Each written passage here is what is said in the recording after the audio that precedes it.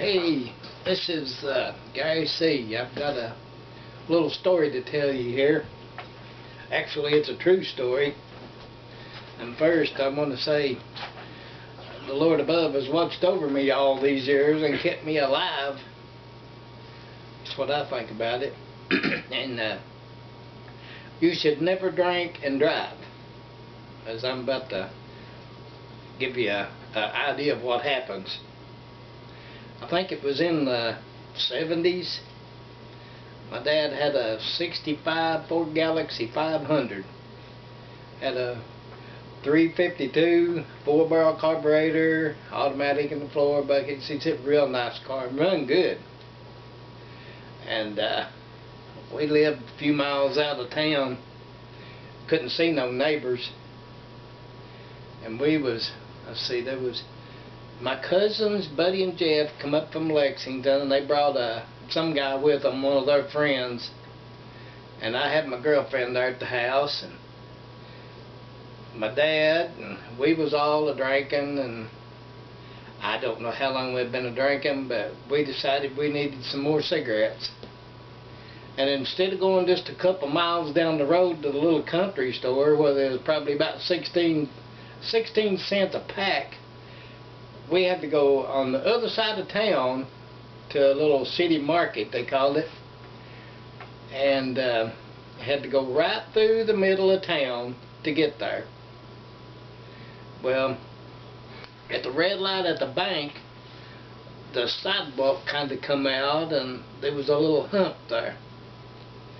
Well, my dad was in the back seat in the middle, and sure enough, met a cop right there at the red light.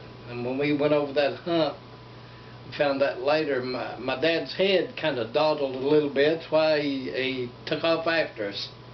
Well, we didn't have no idea what was going to happen, but we decided we was going to outrun them.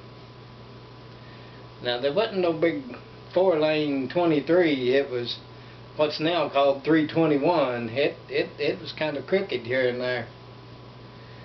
Well, we headed down 23 toward Lawrence County.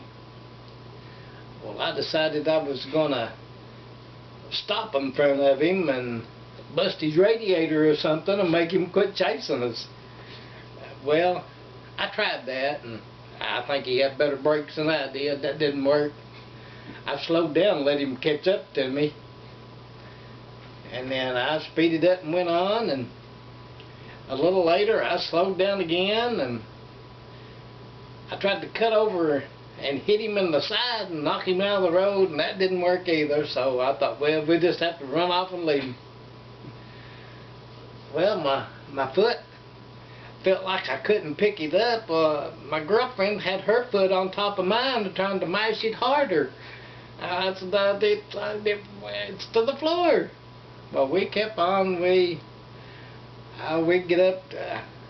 We was doing 126 several times, and we got way on down through there. And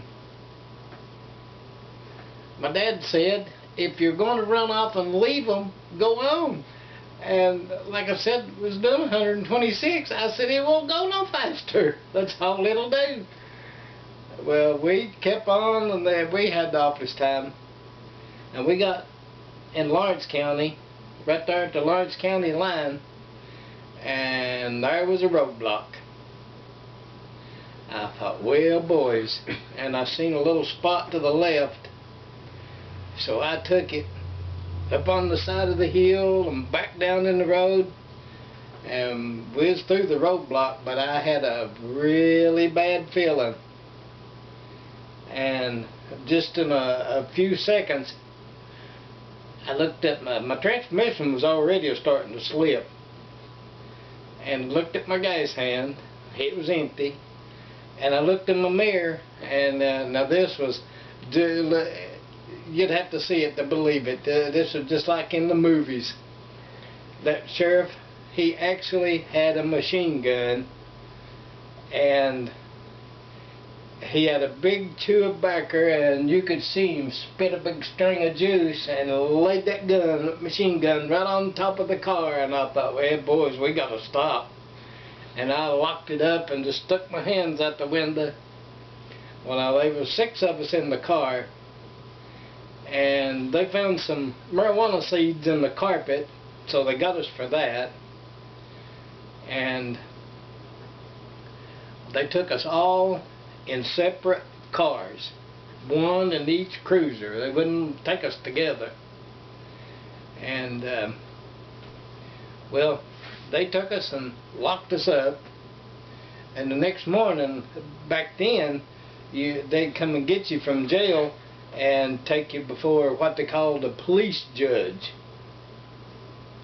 And I think I had about 11 tickets, and they had wrote on the back of them, I don't know what it said, but I don't think it was good. And it was several thousand, I think, best I remember, to get me out of that. And the police judge just so happened to own a finance company, and if you didn't have the money to pay your fine, he'd loan it to you, and you could make payments on it. Now that's really the way it was. And later, several years later, me and this guy I was working with, we poured concrete. We poured him a driveway and a patio. Of course, he didn't remember me, but I remembered him. But yeah, don't drink and drive. It don't turn out good. Well, I guess that's all for this time. We'll get you with another one here.